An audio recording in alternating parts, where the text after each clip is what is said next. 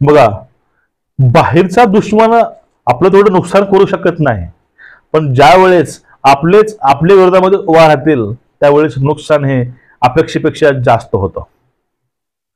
मित्रांनो, आपण आज बघणार आहोत की अशोक चव्हाण जे महाराष्ट्राचे मुख्यमंत्री, एक महाराष्ट्रामधील एक असं व्यक्तिमत्व आहे किंवा एक असा नेता आहे, त्यांचा वडील पण मुख्यमंत्री होता आणि सध्या ते पण मुख्यमंत्री होते, खासदार होते, आमदार होते विधान परिषदेचे.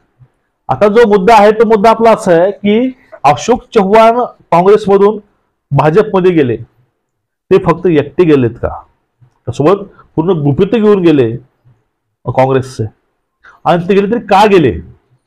त्यांनी हा निर्णय का घेतला? ज्या पक्षाने ह्यांना मोठं केलं, ज्या पक्षामुळे आपले वडील मुख्यमंत्री राहिले आणि आपण सत्ता भोगलेली आहे आणि आपण पण यावरती आपलं नाव कमवलंय पक्षावरती, पण त्यांनी असं टोकाचं पाऊल का उचललं असावं हे त्यांनी स्वतःने इंटरव्ह्यूमध्ये सांगितलेलं आहे. यांची जी मुलाखत होती त्यामध्ये त्यांनी सांगितलेलं आहे की आपण काँग्रेस का सोडले. त्यांच्यावरती भले आरोप हाही होतोय की अशोक चव्हाणांनी आदर्श घोटाळा केला, आदर्श घोटाळा त्यांनी केला, ह्या पद्धतीचा आरोप होता, आणि याची श्वेतपत्रिका काढल्यामुळं हे इकडे गेले असावेत, हा पण कयास होता. पण या ठिकाणी प्रश्न असा पडतोय की बघा, समजून घ्या, एखाद्या वेळेस जर आपल्याला आपली चूक झाकायची असेल त्यावेळेस आपण ते सावरासारव करतो आणि आपण चुकलो नाही हे दाखवण्याचा प्रयत्न करतो. म्हणजे पर्याय काय? आपण दुसऱ्यावरती क्लेम करतो. आपण बाईक घेतली, आपण रस्त्यानं प्रवास करतोय, आपला ऍक्सिडेंट झाला, त्यावेळेस आपण चूक आपली का असेना आपण क्लेम आणि ब्लेम हे दुसऱ्यावरती करतो की मला हा पुढे येऊन धडकला, पण आपण चूक मान्य करत नाही. हा मित्रांनो असा प्रकार आहे. अशोक चव्हाण हे भाजपमध्ये गेले, त्यांना विचारलं की बाबा तुम्ही भाजपमध्ये का आलात? मग त्यांनी काय कारण सांगितले भाजपमधून त्यांना यायचे, ते कारण काय समजून घ्या. कारण सध्या काँग्रेस ही अकार्यक्षम आहे. काँग्रेस निवडणुकीच्या दिशेनं कुठलीही पावलं उचलत नाही, आणि महाराष्ट्रामध्ये ज्यावेळेस मिटिंगा होतात काँग्रेसच्या त्यामध्ये सकारात्मक असं कुठलं बोललं जात नाही, कारण सर्वांचं ओढ तिकडे असावा की भाजपला कशा प्रकारे हरवता येईल. पण यांची अशी कुठलीही तयारी नाही आणि फक्त कुठलेही काम ते पेंगाळत आणि रेंगाळत ठेवतात. त्यांचा हा एक आरोप होता. दुसरे, कार्यकर्ते नाराज.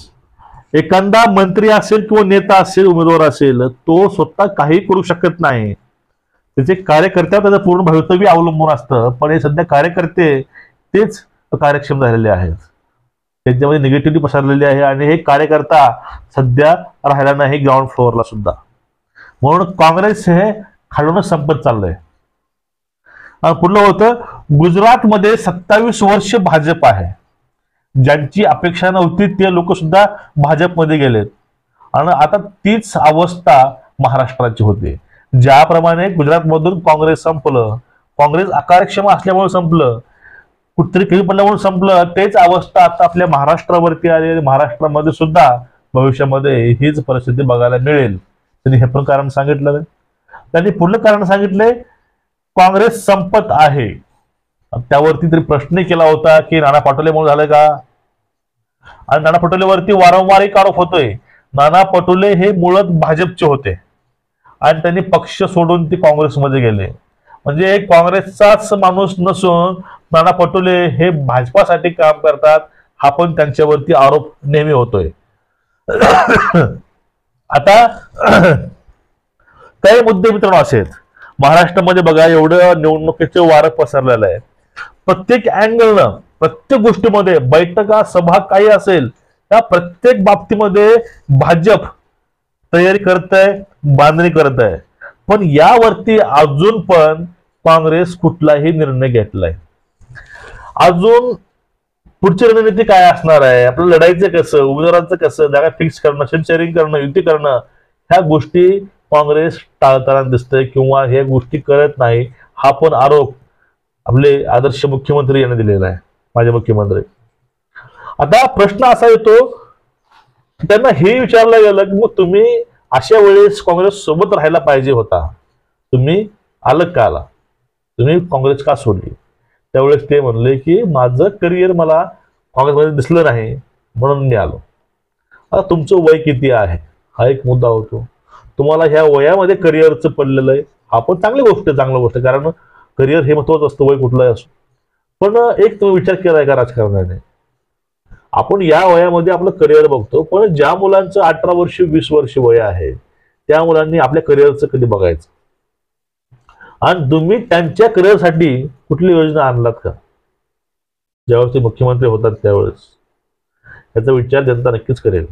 ठीक आहे, आता जो ठपका दिलेला आहे, आणि पुढली गोष्ट महत्वाची काय आहे बघा, एखादा दुश्मन आपला कायम दुश्मन असेल तर काही फरक पडणार नाही, पण जर आपला जवळचा मित्र किंवा सोबतचा एखादा चांगला मित्र जर दुश्मन बनतो त्यावेळेस खूप अवघड होतं. कसं काय बघा, हे अशोक चव्हाण आता फुटले नाहीत, हे खूप टाइम पासून हे चालू आहे असा पद्धतीचा आरोप आहे. आणि अशोक चव्हाण हे ज्या मिटिंग काँग्रेसच्या व्हायच्या त्याचे गुपित पूर्ण भाजपला सांगायचे असं पण लोक म्हणतात. आता पुन्हा प्रश्न असा येतो की प्रत्येक रणनीती काँग्रेसची, प्रत्येक सभा, प्रत्येक बैठकी व्हायच्या, त्यामध्ये काय ठरायचं नेमकं, त्यांची रणनीती काय आहे, ह्या सर्व गोष्टी चव्हाणांना माहित असणार. कारण चव्हाण हे महाराष्ट्रामधील एक प्रतिष्ठित नाव काँग्रेसचं, एक असा नेता त्याचं पूर्ण खानदान काँग्रेसमध्ये, पण यांना त्या गुपित पूर्ण माहिती असणारच. आणि ज्यावेळेस अशोक चव्हाण काँग्रेस सोडून भाजपमध्ये आले त्यावेळेस ते स्वतः आले नाही, ते आपले गुपित सगळ्या गोष्टी सोबत घेऊन आलेले आहेत. आणि त्यांना ते घेऊन आल्यानंतर भाजप एवढं खुश झालं, त्यांना प्रत्येक मिटिंगला त्यांना अटेंड करायला सांगितलं. RSS मिटिंग असतील, काही असेल, पार्टी मिटिंग असेल, आणि त्यांना परत राज्यसभेवरती पाठवण्यात आलं. या ठिकाणी नारायण राणेंना त्यांनी राज्यसभेवरती पाठवलं नाही, त्यांची उमेदवारी रद्द केली आणि उमेदवारी ही यांना दिली. एकूणच मित्रांनो प्रकार असा आहे, म्हणजे राजकारणासाठी पक्ष महत्वाचा नाही, वैयक्तिक स्वार्थ महत्वाचा आहे. ह्या गोष्टी कालांतराने सिद्ध होऊ लागल्यात. आपल्याला कोण किती दिलं, आपण काय घेतलं त्याच्यापासून त्या विचारलं त्यावेळेस ते बोलतात की मला काँग्रेसनं भरपूर दिलं, पण काँग्रेससाठी आम्ही सुद्धा भरपूर केलं, हे त्यांचं वाक्य होतं.